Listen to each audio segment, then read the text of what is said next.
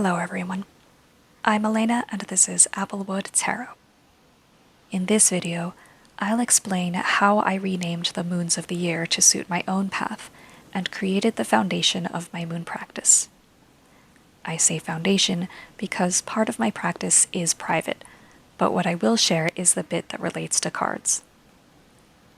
I started this back during lockdown as a way to keep myself grounded and present throughout the year. Even now, my days can be pretty uniform. Combine that with my warped sense of time and rhythm, and it's easy to look up and realize that months have gone by without my noticing. This is a way to align with wider patterns in my life and keep in mind what's important to me. If you're inspired to do something similar, put your own spin on it and make it personal to you. So let's dive in. I'll start with renaming the moons. Step 1 was to choose a theme. I knew I wanted a common root for each of the names to stem from, and that root should be relevant to my path. My first thought was to make them all nature-related, but that's so broad that the final results may be as disjointed as the more commonly known moons of the year. So I narrowed it down further to subcategories: plants, animals, crystals, color, even the weather. What role did these play in my path and my life? And because I wasn't overthinking enough, I also kept in mind their various correspondences and how these could expand further into rituals or other practices I came up with in the future. The theme I ultimately chose was fairy tales. Firstly, because I love them, and they've been a constant in my life to varying degrees. I also like how they can work on different levels depending on interpretation. They are both timeless and a sign of the times. They're about the otherworldly, but also the everyday. They may be historical, mythical, or convey certain knowledge. All of this and more, so I thought it a perfect fit.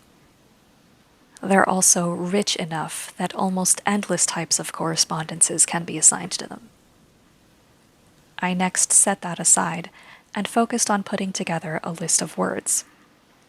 These words should be thought of something like correspondences. Topical, but open or nuanced. They should relate to things that come up or you want to be mindful of during certain times of the year. Think of how adventure is typically associated with summertime, for example. I did this somewhat intuitively and over the course of several weeks, so don't be discouraged if you get stumped. Gently think on it while you're relaxed and see what comes up. Don't forget to write it down. Because I wanted to acknowledge both the full and dark moon, I contemplated what each means to me and how they differ from and are similar to each other. I then organized my words according to which of these they suited. I also pondered how they may pair up with the opposite column, but didn't commit to anything fully. I then thought of my year. At first broadly, how it typically flows, then seasonally, and then month to month. I thought of my activities, what the weather's doing, general vibes, my energy levels, everything. I thought of what I typically do and what I aspire to do. I tweaked the list. Again, take your time. Write down what you need to. Be linear or non-linear, whatever works for you. With all of this information, I assigned words from the list to every month of the year. Each month had words from both columns, for the full moon and the dark moon. Next, I needed 12 tales, one for each month of the year. These had to suit the words I'd chosen, so using roughly the same process as before, I contemplated the months and their words, and narrowed down the tales I felt suited them. Depending on the theme you first chose, this may go smoother for you. I looked through my books and compared stories from different sources to find the versions I felt best applied. I wanted to go beyond grim. My home library isn't so well stocked, but I did my best and am satisfied with the result. Finally, with stories given to each month, I named the moons of the year. The names are inspired by their tales. This I was loose with. Some are character names, some are objects, some are themes, or anything else. I chose what I liked, and I hope if you're trying this out, you do the same thing. It was fun to work it all out and end up with something useful to my practice. From here, I can pull ideas for rituals, activities, decorations, spell work, or whatever else I want to do. One activity I'll share here that's part of my regular moon practice. Basically, this is a meditation or contemplation done twice a month with my oracle cards. On the full and dark moons, I remind myself of the words associated with that particular month. I then pull a deck and look through it to find usually 2 to 4 cards with images that relate somehow to those words.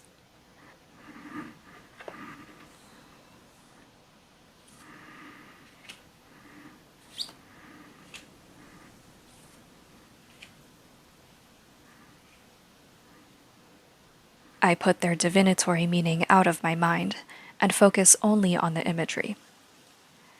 I could shuffle and draw these if I wanted to, but I prefer the conscious choice. This is the aspect that keeps me present. It's a conversation I have with myself. What do I get from these images? How do they relate to the themes of this month? Do they bring up a new way of thinking about this particular thing? It isn't all that visually exciting, but it's not meant to be. As I said, it's a way to stay present and mindful. It grounds me to where and when I am, which makes it easier to avoid losing time or wasting it on procrastination. It can't just be me that struggles with that. Thank you so much for listening and staying until the end. Let me know if you have any practices or habits like this with your own cards. I love divination, but I'm also interested in what else can be done with these tools. Though maybe not many others are, so you can also tell me what kinds of things you prefer to see. Just leave it in the comments. I really appreciate it, and thank you again. See you next time.